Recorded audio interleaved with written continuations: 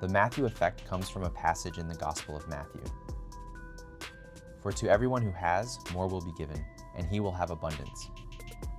But from the one who has not, even what he has will be taken away. On the surface, it sounds harsh, even unjust. It appears to justify inequality. The rich become richer. The poor become poorer. In modern economics and sociology, the term Matthew effect is used to describe cumulative advantage, success generating more success, capital attracting more capital, influence expanding influence. We see it in wealth inequality, social media algorithms, venture capital, academic reputation, momentum compounds. But did Jesus mean financial inequality when he spoke these words? To answer that, context matters. Jesus taught primarily through parables. He spoke to farmers, laborers, fishermen, and ordinary villagers. His metaphors were concrete: seeds, wheat, vineyards, servants, debt, masters. He did not construct abstract philosophical systems. He used images that his audience could immediately recognize. The phrase associated with the Matthew effect appears within the parable of the talents, Matthew 25, and similar teachings. A master gives servants different amounts, talents, and expects them to multiply what they receive. The one who invests is rewarded. The one who hides his portion loses it.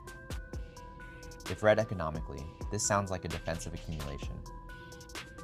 But that interpretation becomes unstable when placed beside Jesus' broader teachings. Warnings about wealth, the difficulty for a rich man to enter the kingdom of heaven. Instructions to store treasure, not on earth, but in heaven. The key is understanding that having and not having likely refer to spiritual responsiveness rather than material possession. Those who cultivate understanding receive more understanding. Those who close themselves off lose even the insight they once possessed. In psychological terms, growth compounds. Attention strengthens perception.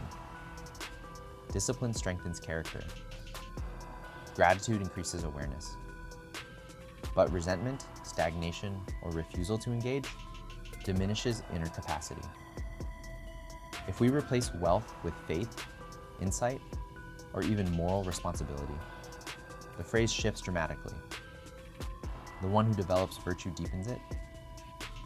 The one who neglects conscience dulls it. This interpretation aligns with how Jesus frequently spoke about treasure.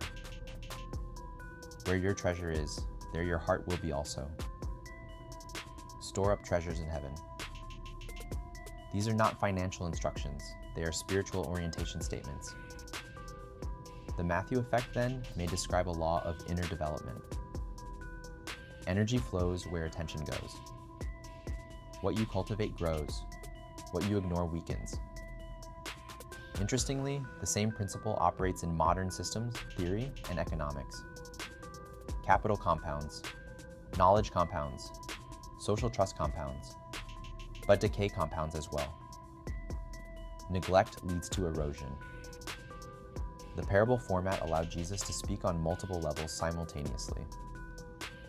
A farmer hears agricultural advice. A spiritual seeker hears metaphysics. A moral thinker hears responsibility. Why would such a statement sound unjust? Because literalism distorts metaphor. If interpreted strictly as endorsement of material inequality, it contradicts much of the ethical message of the Gospels.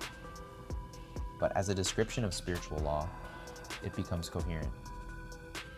This does not deny real-world inequality. The Matthew effect operates visibly in economic systems today. Wealth concentration increases through structural mechanisms. Capital produces return. Poverty can become self-reinforcing. But Jesus was not delivering economic policy. He was describing a deeper dynamic. Responsiveness multiplies opportunity. Context determines meaning.